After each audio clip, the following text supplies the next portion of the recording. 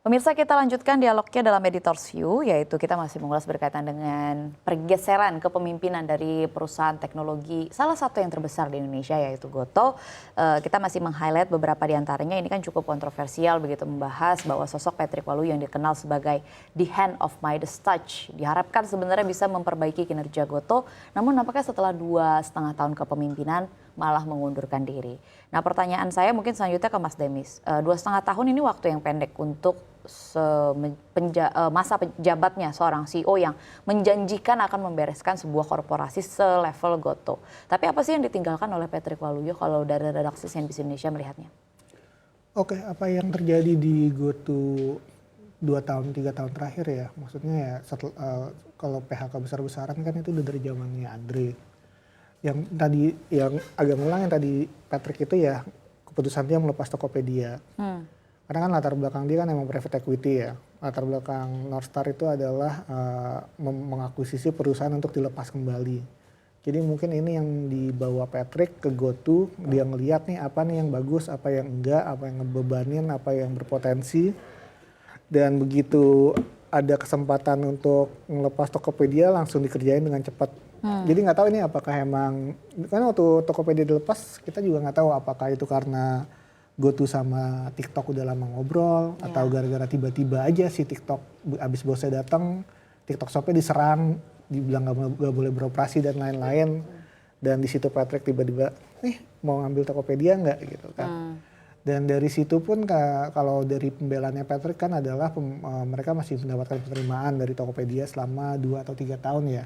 Jadi sebagian pendapatan dari Tokopedia masih disetor ke Gotoh walaupun udah nggak diatribusikan ke perusahaan induk lagi.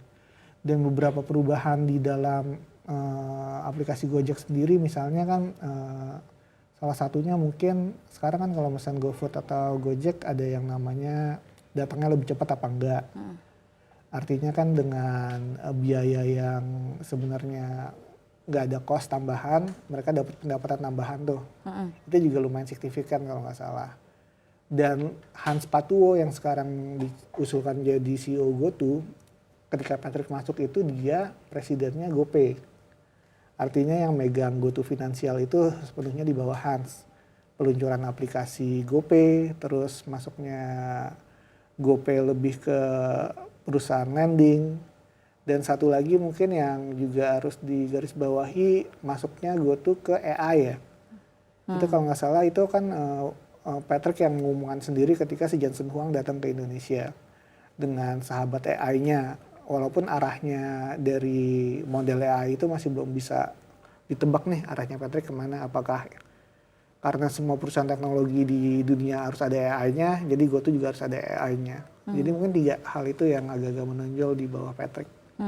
Oke, tapi meskipun tadi sudah dijabarkan begitu, yang sebenarnya yang ditinggalkan oleh Patrick Waluyo adalah dilepasnya Tokopedia ke TikTok. Menarik untuk dicermati yang tadi Mas Davi sampaikan bahwa sebenarnya justru industri lending ya, sektor lending justru yang secara laporan keuangannya justru bagus. Ini kan berarti kan daring ya? Pindar. Pinjaman daring. Bukan pinjol, ya kan? Kalau pinjol kan ilegal katanya sekarang. Pindar yang justru malah potensial dan bahkan secara kinerja bagus. Mungkin ini ada kaitannya juga dengan ditunjuknya Hans Patuwo, mengingat juga Pak Hans ini backgroundnya kan fintech ya. Betul. Ya emang kalau ngeliat di laporan keuangan terbarunya ya per September itu kelihatan banget si bisnis lending ini jadi sebuah mesin baru di tengah ketatnya margin si bisnis transportasinya dia. Jadi kalau dilihat itu pertumbuhan pendapatan dari pinjaman itu naiknya hampir 100% dan kontribusinya udah 1/5 atau 20% terhadap kinerja bottom line-nya si Gotoh ini. Nah jadi kalau dilihat memang dan ini searah juga sama pertumbuhan fintech secara industri kan memang lagi kencang-kencangnya. Jadi kalau memang si Hans ini sengaja dipilih untuk makin menggenjot si arahnya ke arah fintech lending ini, mungkin memang ke sana arahnya si Gotoh nanti untuk mencari profit lebih besar lagi. Oke, menarik juga untuk dicermati pergerakan harga sahamnya ya. Per hari ini kan naik ke 65, tapi sebenarnya naiknya cuma 1 poin juga. Jadi sebenarnya nggak terlalu signifikan, tapi paling nggak udah nggak di level 50 lagi. Kalau bercandanya investor retail kan, GoTo tuh go-nya tuh gope. Gocap. 50, gocap gitu kan. Ya maksudnya gocap gitu. Ada yang komentar nih di akun-akun di saham, GoTo cut loss aja, bandarnya udah nggak ada, kepemilikan masyarakat sudah 76% dijamin nggak akan kemana-mana. Siapa yang mau menanggapi? Cuma kalau pasar itu sebenarnya sekarang, kemarin itu kan dia sempat di 55 ya. Kayaknya terakhir 55 tuh sekitaran akhir Oktober. Nah, itu dia naik itu sebenarnya gara-gara kemarin ada isu merger sama si Grab itu kan. Yes. Yang mana sebenarnya isunya udah lama, tapi habis itu muncul lagi karena ada statement dari Mensesnek. Katanya lagi bahas Perpres ojol, terus di selipannya ada juga pembahasan mengenai penggabungan antara si Grab dan GoTo. Nah, Grab dan Gojek ini. Nah, makanya jadi dramanya jadi berlanjut karena Patricknya mundur. Ya, oke. Distorsinya jadi makin Jadi banyak. makin kemana-mana nih, isunya jadi makin ya, rame. Jadi apakah ini memang sebuah paving ke arah sana, atau memang tadi yang seperti saya sebut, kalau memang arahnya si GoTo ini mau fokus ke fintech lending. Oke, menarik sih kalau kita bahas. Saya baru dengar sebenarnya kalau dari Mensesnek sedang membuat aturan berkaitan dengan ojol, Perpres, kemudian mau di merger. Kalau di merger kan berarti jatuhnya monopoli ya? Nah, itu juga salah satu salah satu hambatannya, selain tadi saham GoTo ini agak beda kan dibandingin saham emiten-emiten pada umumnya di Indonesia, karena dia pakai multiple share vote itu kan. Jadi pemegang sahamnya walaupun secara persentase kecil, cuma hak suaranya bisa jadi jauh lebih besar daripada yang lain. Nah, jadi kalau memang ada merger dan akuisisi ini akan repot banget, selain memang si isu monopoli tadi ya. Monopoli. Karena ya itu ada Maxim sih, cuman kan kalau cuma kan itu market kita share-nya mau gimana ya? jauh ya gitu. Siapa ya juga, maksudnya nggak terlalu banyak masyarakat yang pakai Maxim. Pasti masih lebih baiknya Grab atau enggak Gojek. Mungkin pertanyaan saya terakhir yaitu kalau dari Mas Demi sendiri melihat overview, ya kalau dibilang Grab ini kan perusahaan multinasional yang berada di Indonesia. Tapi kalau GoTo ini kayak nampaknya kan memang potensi untuk kembali atau recover tuh sangat berat begitu. Ya rapotnya aja jadinya malah bagusnya di fintech bukan di lini bisnis utamanya. Apakah bisa kita simpulkan bahwa memang this is the downfall of big technology corporation in Indonesia? Efek dari bubble burst yang terjadi beberapa tahun lalu. Ya mungkin perbedaannya Grab sama GoTo, terutama Gojek adalah Grab itu pasarnya nggak cuma di Indonesia ya. Ini sebenarnya udah coba dilakukan, udah coba dihadapi sama Gojek kok. Enak banget nih Grab bisa dapat dari pasar lain di Indonesia, mereka marketing gitu, bakar duit istilahnya. Makanya waktu itu kan Gojek kan ikut keluar. Kalau Grab gangguin gue di pasar gue gangguin lo di pasar orang lah gitu istilahnya. Tapi akhirnya kan akhirnya habis merger dengan Tokopedia, semua yang ekspansi itu ditarik mundur lagi. Kecuali mungkin beberapa di Singapura dan di Malaysia ya, atau di Vietnam kalau nggak salah. Nah artinya sih sebenarnya lebih ke profitabilitas ya. Dengan para investor ini udah dituntut dengan profitabilitas, mereka mau buru-buru cari untung dari investasinya.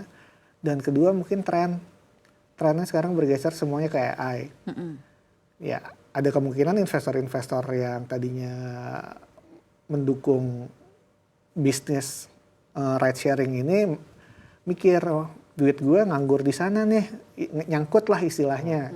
Sementara ada potensi nih untuk investasi buat AI. Ya mungkin mereka mau buru-buru mau narik juga. Ya katanya kan juga isu-isu merger itu juga muncul karena itu gitu. Karena kan mereka mau buru-buru dapat istilahnya dana segar untuk diinvestasikan kembali ke AI, dan investasinya juga itu akan besar sekali. Jadi sebenarnya mungkin kalau misalnya bisa recover apa enggak, apakah kalau cuma satu perusahaan bisa recover, itu ya kita lihat aja ya, karena kan sebenarnya belum ada ride sharing yang Uber pun sampai sekarang pun belum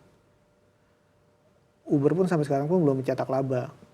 Mungkin satu-satu yang berpotensi masuk, ya gimana kalau tiba-tiba Cina masuk ke Indonesia, Meituan dan nambah lagi nih pemainnya.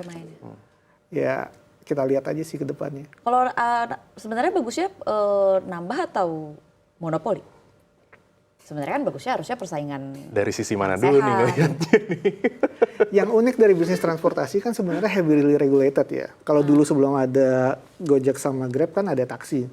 Ada taksi itu kan dibatasi berapa armada yang boleh ada agar misalnya nggak istilahnya jadi nggak makan bisnis sendiri gitu. Nah dengan adanya kalau misalnya cuma satu ada sisi positifnya, tapi ya dari konsumen kita harus rela aja istilahnya ngikutin harga tergantung keputusan pemerintah jadinya. Perusahaan monopoli ini. Ya tapi itu tadi balik lagi setuju sama Mas Demis bahwa sebenarnya kan industri ini baik transportasi online-nya kemudian juga teknologinya juga sangat diatur sama pemerintah, diperhatikan begitu. Jadi pergantian nahkoda dari Gotoh di penghujung tahun 2025 ini sendiri juga menjadi highlight dan juga pasti akan diperhatikan baik oleh pemerintah dan juga oleh masyarakat. Terima kasih Mas Demis, terima kasih Mas Davi sudah berbagi perspektif bersama kami di Editors View kali ini. Kita